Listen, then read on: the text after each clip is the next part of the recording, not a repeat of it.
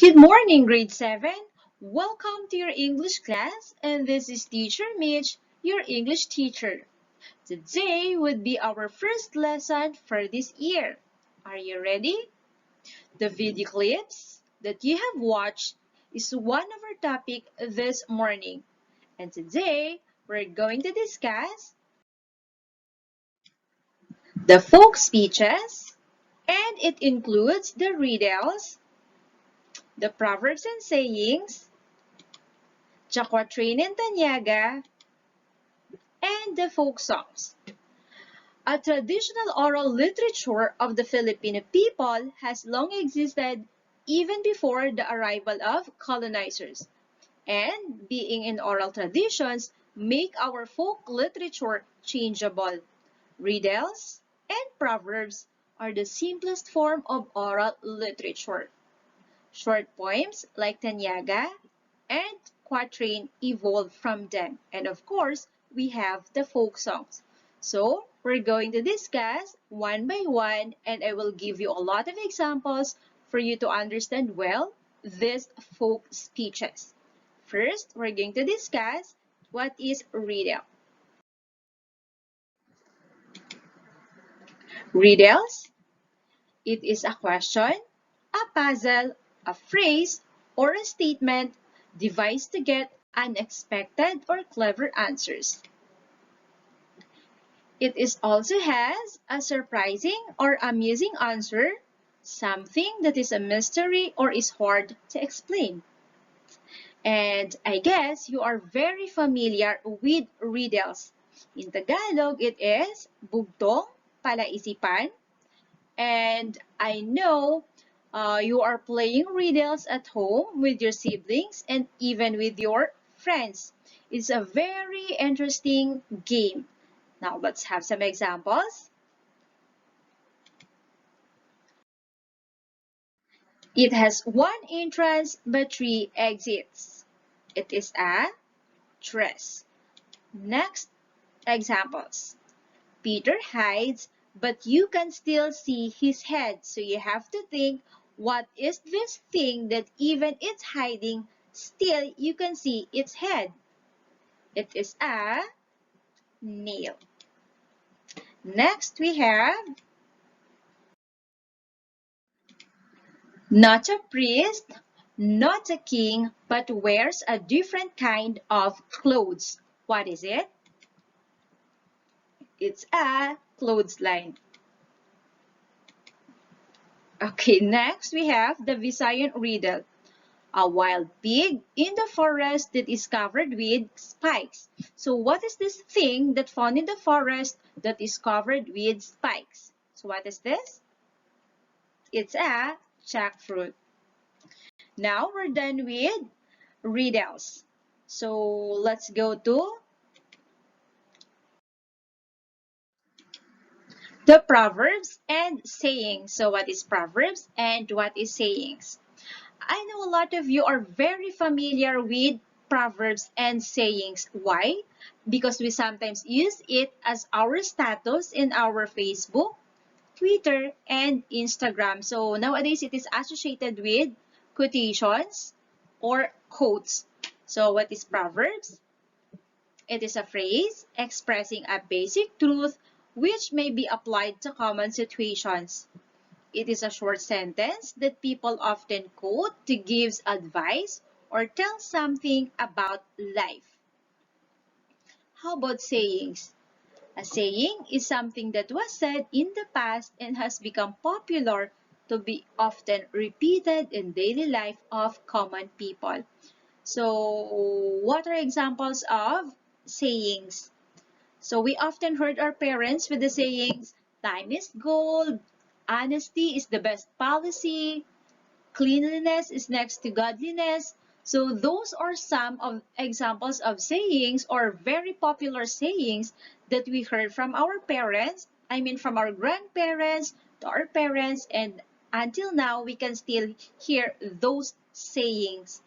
So proverbs and sayings contains a lessons and advices. It has a deep meaning or a message that can give us advice or tell something about life. Now, let's have some examples.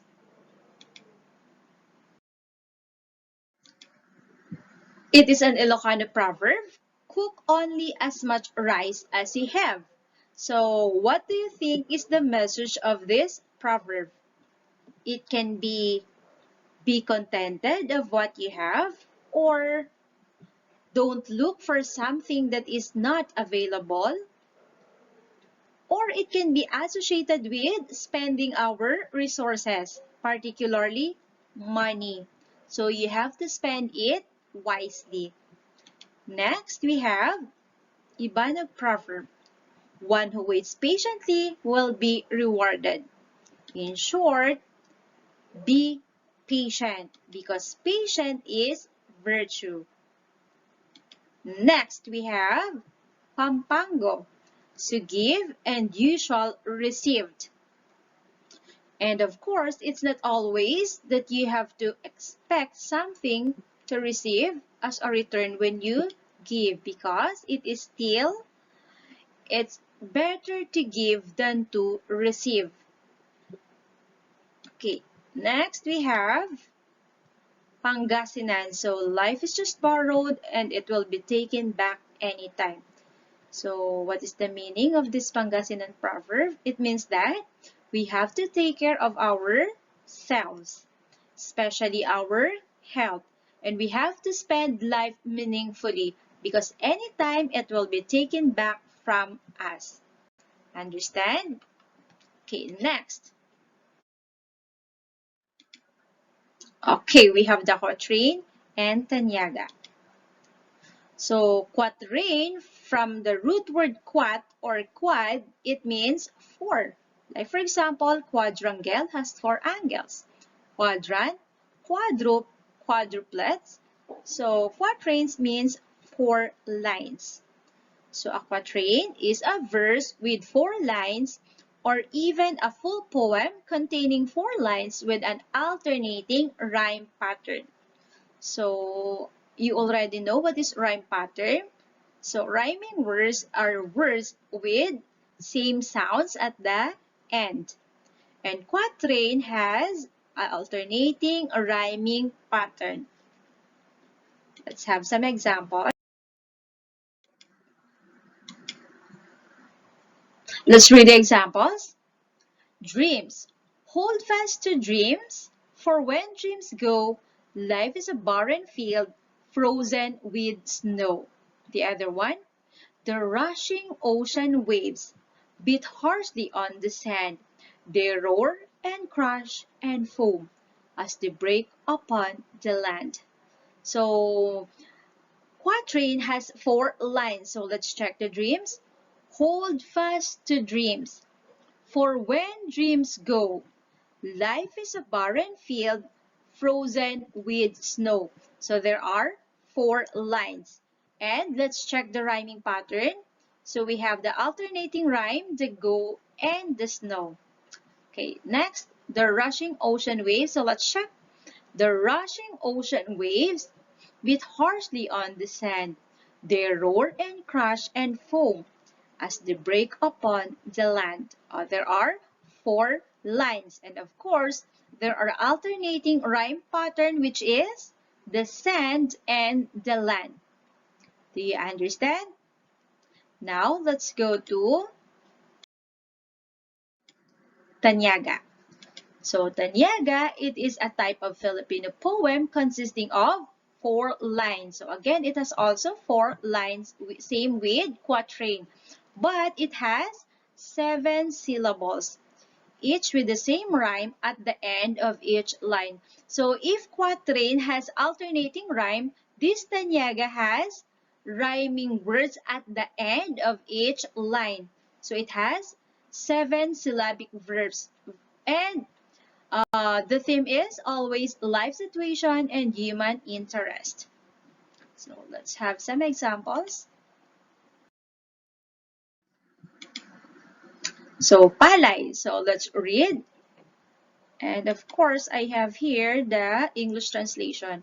So, palay siyang matino, nang humangi yumuko, ngunit muling tumayo. nagkabunga ng ginto. So let's read the English translation. His behaved palay, who bowed when the wind blew, but stood up again and bore gold. So since Tanyaga has 4 lines and 7 syllables, so let's check. Palay siyang matino, nang humangi yumuko, ngunit muling tumayo, nagkabunga ng ginto. So 4 lines, check. How about the syllables? So it should be has 7 syllables. Let's check. Palay siyang matino, nang humangi yumuko, ngunit muling tumayo. Again, ngunit muling tumayo. Okay, nagkabunga ng ginto. So 7 syllables, check. And of course, the rhyming pattern, there is a rhyme at the end of every line. So we have matino, yumuko, tumayo, ginto. So rhyming pattern, yes. 7 syllables, yes. 4 lines, yes. Okay, so next is folk song is one of the oldest forms of Philippine literature. It expressed the faith, joy, varied hopes, and oddities of life. It also reflects the various aspects of life and activities of an ancient Filipinos. So, do you know some examples of folk songs? Here in Tarlac, there is Atin Ko Pong Sing Sing. It is a folk songs that talk about the ring, a valued ring given by her grandparents, and it was lost. Also, in Visayas, we have Dandan Soy. It is a farewell song, so it talks about a woman who is going to Payao, leaving her lover. So she told him that in case he misses her, she has to follow in Payao. Folk songs is not just a song, it reflects the various aspects of life of Filipinos. Okay, so let's have the subject matter of folk songs. The first is daily life and environment. It talks also about nature, occupations, love, tenderness, marriage, religion, war, and lullabies.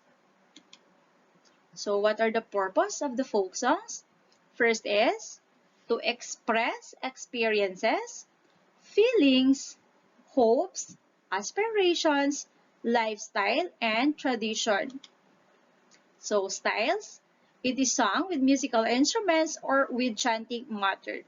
Okay, so we have a lot of folk songs. So there are folk songs for children. So you already know what is Paro-Parong Bukid, what else? Sitsit Alibangbang, Leron-Leron Sinta, and many more. And now, let's have the classifications of folk song.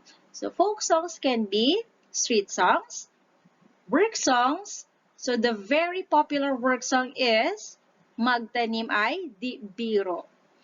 Next is we have game songs, victory songs, lullabies, love songs of course, ritual and religious songs. Now let's have some examples. First, we have the Heli or Oyayi. It is a Tagalog lullaby. So when we say lullaby, it is a quite gentle song sung to send the child to sleep. And some examples are Twinkle Twinkle Little Star. What else? Rock-a-bye Baby, Hush a Baby, and many more. Next, we have the Kalusan or Batanes rowing song. So, Kalusan is a song of Batanes or a working song of Batanes. It is sung by Ivatans as they work in the field, row or cut timber. Next, we have the Dungao. It is an Ilocano death chant. So, it is a song of grief, sorrow, lamentation, and praise for dead. Next, we have the bari-bari. It is also an Ilocano ritualistic chant. It is an invocations and prayers of Ilocanos to the different spirits which they worship. By the way, bari-bari is a fruit flies, or usually a fruit flies or vinegar flies that are always swarming fruits. So these are some examples of folk songs. Next. Okay, for your activities, you have to read your books, pages 4 to 7, 19 to 22. And please read the examples of proverbs, folk songs, tanyaga, quatrain, and sayings. So this is all for today, grade 7. Goodbye everyone. Have a nice day.